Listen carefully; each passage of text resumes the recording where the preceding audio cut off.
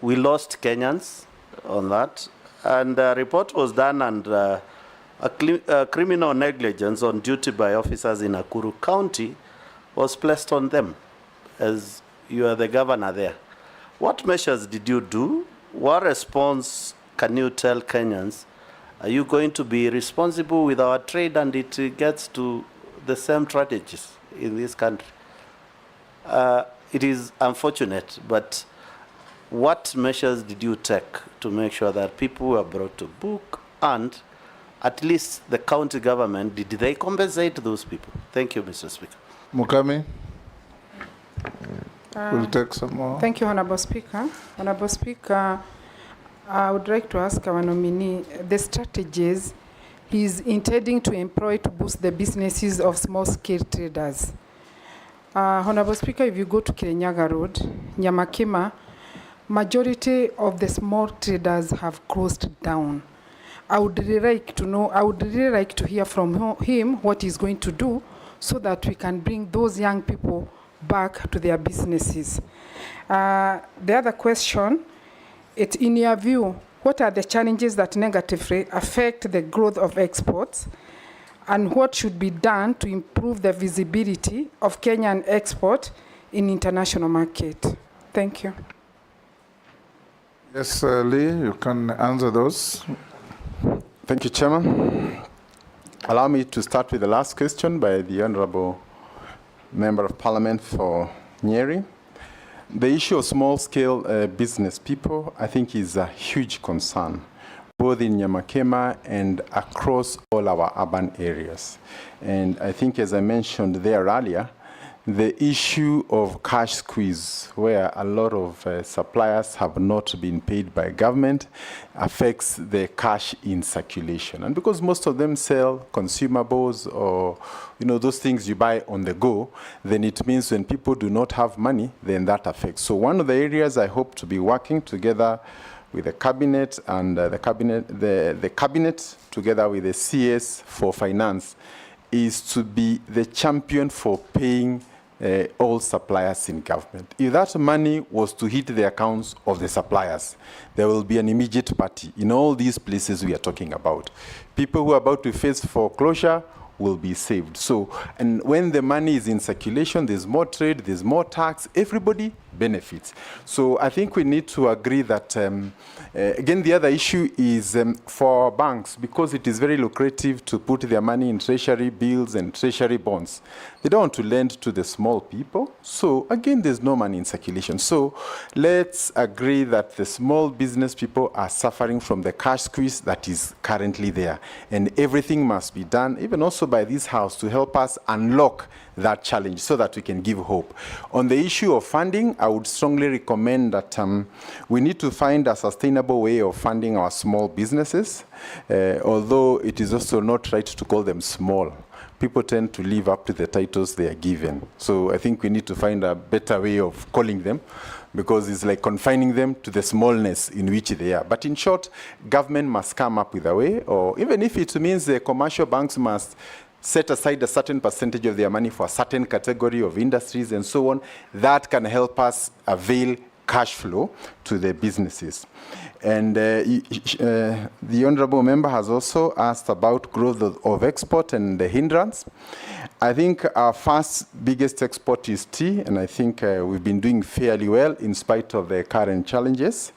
But more importantly, also in the area of horticulture and flowers. And I think the biggest challenge you're having there is the availability of air freight, because most of these fresh produce would require to go by air to Europe, to the Middle East, and other places. So the constraints within the national carrier and other cargo airlines from Nairobi to all these destinations means that we cannot be able to expand that area. And therefore, I will be seeking to work with the Minister, the CS for Transport, to see how we can expand our cargo handling capacity, because that's an area that can grow within a very short time. Mr. Chair, allow me also to mention on the issue of the European Union Economic Partnership. I think one of our biggest destinations is actually the Netherlands, where we take our flowers and to the UK for vegetables and others. And again, the issue of there being good agreements that protect us, and secondly, the air freight, the cargo, that will help us to unlock. And also maybe giving specific funding to these sectors so that we can increase. We have a lot of land, we have many people who are willing to invest, but because of the heavy capital required, sometimes it has not been very easy for many to venture in. On AGOA, we are at the final end of the AGOA agreement, and once it collapses, many of the industries, including the textile industries, that heavily rely on the AGOA would be at risk. We are hoping to be able to conclude once there's a change of government, but there's talk of an extension of 1 year as we negotiate the next agreement. But I think the bigger request, Mr. Chairman, would be when these negotiations are happening, they have very huge implications, even 10, 20, 30 years from now. Maybe our teams need to be the best sharpshooters you could ever think of, because those small little commas mean a lot. And when a small country like Kenya is negotiating with the US, which is of 1,000 times its economy, we need to also be careful, because if we open all the doors, our industries are all going to shut. So I think there's a need to have a very strategic team to ensure that these negotiations are done and that national interests prevail at all stages. There was also the question of the Salai Dam and whether there was criminal negligence. Allow me, Mr. Chair, to say that indeed there was a tragedy in Nakuru. That was barely 2 months after I got into office. I got into office around, I don't remember this 2 months, but it was a very short period of time. There's nothing much I would have done. I had barely settled, and this tragedy now comes. But out of that tragedy, a lot we have learned, including a disaster mitigation strategy for the county. Nakuru is home to much of the export we are talking about. So there are very many dams all over Nakuru. And whenever it rains, and maybe there's excess rain, the issue of monitoring of water levels and also warning signals, early warning signals to families down would be there. The issue of insurance also is important so that whenever there is a financial loss, we can also help those families. But Mr. Speaker, Mr. Chairman, allow me to say also this matter went to court, and they settled out of court on their own volition between the victims and the owner, and for now they are happily working together, and the farm employs over 1,000 people. Without that farm, that whole community would not survive. So they have a good working engagement, but the safety precautions must be upheld at all times. Was the dam reconstructed? Yes, it was reconstructed, Mr. Chairman, under the supervision of NEMA and other regulatory agencies, both from the county and the national government. Mr. Speaker, if you allow me, just a follow-up question on what is said, that we are doing very well on export, especially tea. We want to hear him as if he's approved as a trade minister. There's been challenging of our export for tea lying in the port of Mombasa. What probably, if you have any recollection or you have been briefed, you'll do better and different than what has been done to make sure that the tea farmers in this country cannot continue waiting for their tea to be sold to get the benefit of the sale without any further delay, please. Thank you, Mr. Chairman. I wish to say that I do not have the full information regarding the current state of You the actually stock. said tea exports are good, but there are challenges. Yes. Yes. So it is our best export for now, but it is experiencing challenges. But I want to confirm that our best run crop in Kenya is actually tea. The farmers can deliver their tea, go home, get their money at the end of the month, and get a bonus. So the challenge we are having right now, I think, will be sorted, and I want to say that will be my first agenda. But beyond that, even though Kenya is a key producer of tea, if you go to the Western world and say you want Kenyan tea, you won't find it anywhere. So it is blended and lost in the world flavors. Yet it is the best. So that which we are best for, nobody can go to the capitals of the world and say, I want Kenyan tea. So again, it's a challenge to us. I mean, today it is possible for me to open a shop in New York, another person to open in Amsterdam. We create this network so that we don't over-rely on the auction in Mombasa. Over-reliance on only one source of selling will create challenges in future. So we need to look for multiple options of selling, including direct sales in UAE and many other places. Thank you, Mr. Chair.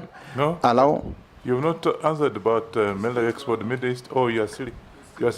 Yeah.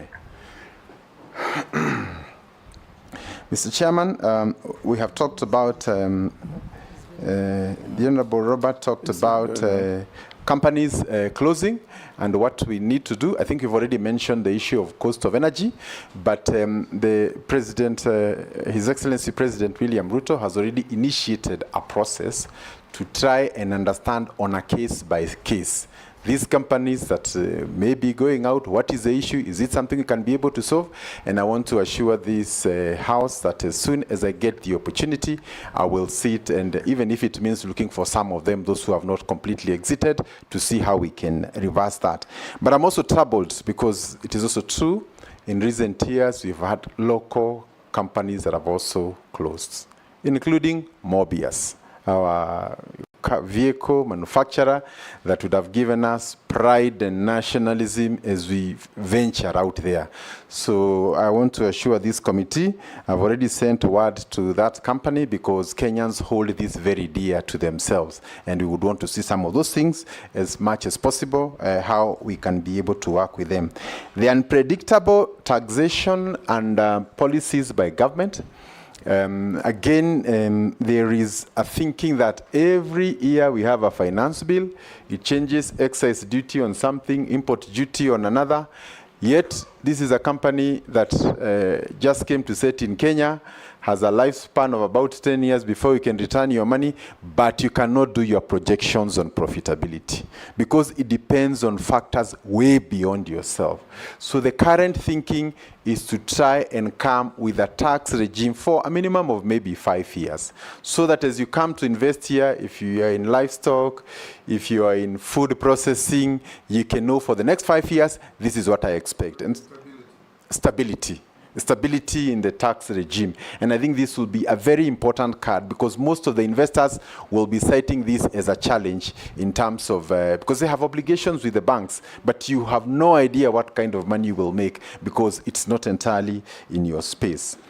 The Honorable Robert also asked me whether I will be returning to Nakuru. I want to confirm that Nakuru is my home and I will always be there. Because if I want to promote Kenya, unless we annex Nakuru, you know, it's part of here, and there's a huge industrial base. And I am here also courtesy of the people of Nakuru. If they had not elected me, nobody would have known me. So I would be the last person to say here that among the many goodies I have for Kenya, Nakuru will not be there. But I'll also cooperate with the leaders who are there. That was not the question. The question was, you served one term as governor. So you have about Your eyes could be on another term. Mm-hmm. Are you going to spend government time as a CS rotating around Nakuru, trying to get a re-election for a second term, or you'll go around serving Kenyans as expected of a CS? I think, Robert, that was your question. Yes. So, thank you, Mr. Chairman. I think for the last 2.5 years, I have given my support to the county in a way of prayer. And Actually, it's good to acknowledge that there's a member of the public who has sent in exactly the same question. So just go ahead and answer. Yes. So I've said I support my county and I would want it to prosper. The choice of what would happen in 2.5 years, including for all the members who are here, I'm not too sure you have the answers yourself. So I think these answers will come as we move forward, and I will be well advised by including the appointing office, including the people of Nakuru. But I think It would be suicidal for any person, including yourself, Mr. Chairman, to say bye to the people of Bungoma. You'll never want to see them again. It is for them that you're here. Yes. Point of order, Speaker. Yes, proceed. I think the Honorable Lee would have just said, I'm not going to spend government money in running my politics in Nakuru. That's all. Whatever happens in 27 exactly, nobody knows. But you cannot spend government money, Minister, to run your politics in Nakuru. That's what Kenyans were concerned. Oh. Thank you, Speaker. Okay. I'm well guided. I have no intention of that nature. Chairman, I've not asked my questions. You did. What I did was just a follow-up question to the, it was an intervention, Honorable Chairman. I would